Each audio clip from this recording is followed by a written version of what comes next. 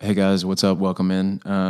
It's been a little while. But I figured we'd get back around to trying to get into some of these projects where I've been working on just a musical interest, writing interest, charitable interest. So, in the name of that is just doing discussions on things like BroStones and talking about that entrepreneurial journal and just trying more or less to communicate a sense of where I feel like the project is leading to and some of the goals and ambitions I have for that project and to be like a little bit of an online sounding board and experimental platform for having questions and opening dialogue about um, really honestly probably just pursuing dreams if you can.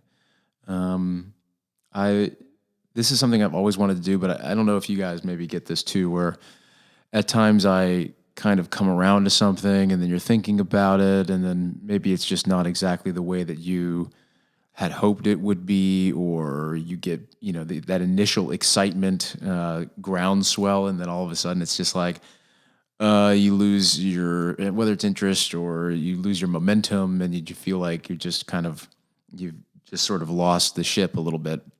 Um, and I feel like I do that sometimes for certain projects. And so I'm trying to be a little more steadfast in the way that I think about approaching these things. And I think also doing a video diary helps you, just like a regular journal will, to reflect on maybe some of the shortcomings and the things that you've done wrong previously, while also keeping you sort of involved in the project, and keeping your headspace directed in that range. So that's at least into that future prospect. So that's kind of the idea with this. So really and truly, it's maybe sort of therapeutic for me to do, but then also could be beneficial for other people to engage with too. So I feel like that would be good all around, even if it just comes to nothing, which is also fine. Also fine. So in terms of the entrepreneurial journal for BroStones, I think the first one I did was more or less just I don't even remember. It's been so long, but it was more or less just an overarching concept construct, like how what I feel like the things should look like and what they should be like. And since then, I got my BroStones on right now. Since then, I'll show you some of the model that we've actually. Hang on a second.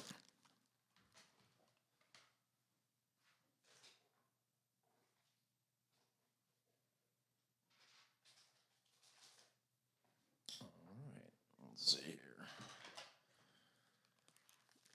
So conceptually, I was able to get in touch with manufacturing. This is all comes from various places, mostly China. Unfortunately, it'd be nice if we had more American suppliers, but we don't.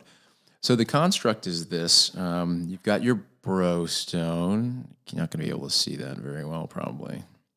And I actually have had these engraved with the BroStones logo that you're just not going to be able to see. But there's your BroStone. Pop it on. You're broed out.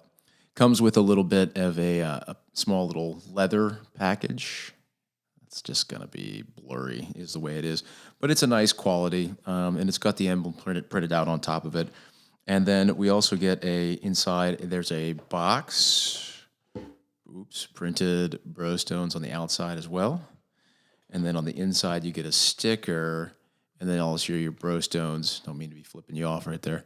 BroStones charging stone, which was something I had thought about, which I think is kind of cool. The theory is, and I've prefaced this before about thoughts on BroStones, is I see it as a mechanism to try and drive a cheap, effective entrepreneurial mechanism to try and drive charitable awareness and profitable donation to causes in need, particularly for children's charity. So that's the one thing I really wanted to focus on, is everything would be focused on children's charities. And so really this is sort of it's not a non-for-profit, but I just think of it more in terms of a conscious capitalistic endeavor where most of, if not all, the goal for me is at least to make all of the profits contribute a useful cause, something that I feel like is going to make a difference. And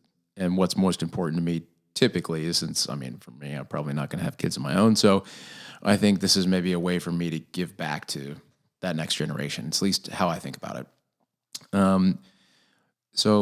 But in terms of like the stones, right? Because I know you can get very persnickety as far as like what the stones are and what they're supposed to do and this, that, and the other thing. And I felt like there was sort of a vacuum in the market in terms of wearable stone accessories with the benefits, the purported benefits of some of these stones that was focused more towards men.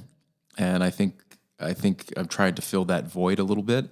And within that culture too, there is a construct that there are different ways to charge your stones or cleanse them or do certain things with them in order so that they may operate most proficiently. So every one comes with a piece of clear quartz, which is a good just mechanism for charging, a good just a good stone in its own right. And I think they're all just also just kind of quite beautiful, and it's nice to set this on your desk. And so the idea being that when you put your BroStone away at the end of the day, like on your nightstand or dresser or whatever, you can take it and stick it around the charging stone, and you can leave it overnight to charge. And it also just looks kind of cool, which, everybody's trying to look cool, right?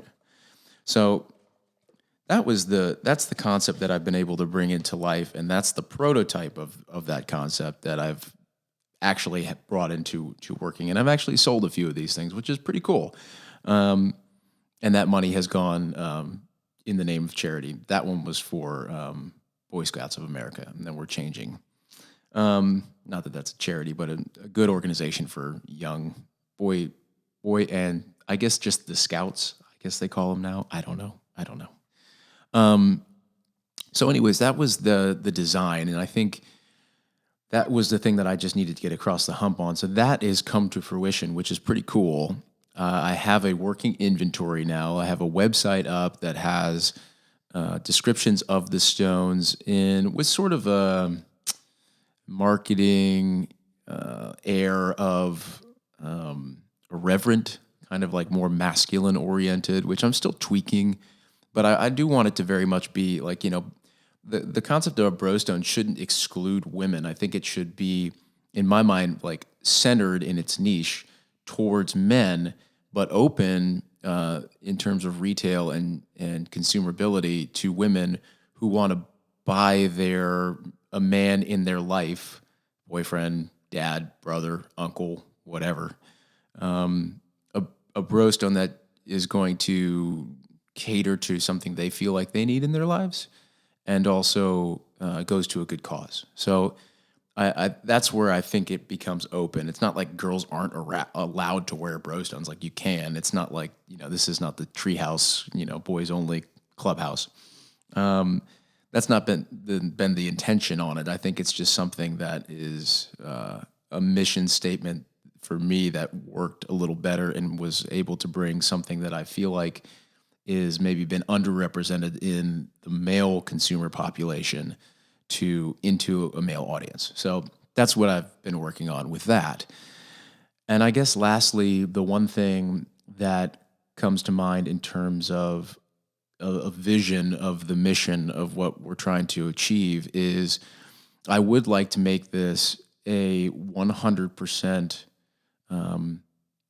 donation in terms of full profit. So at some point, all of the profits from this endeavor will go to probably rotating charities that have something to do with kids.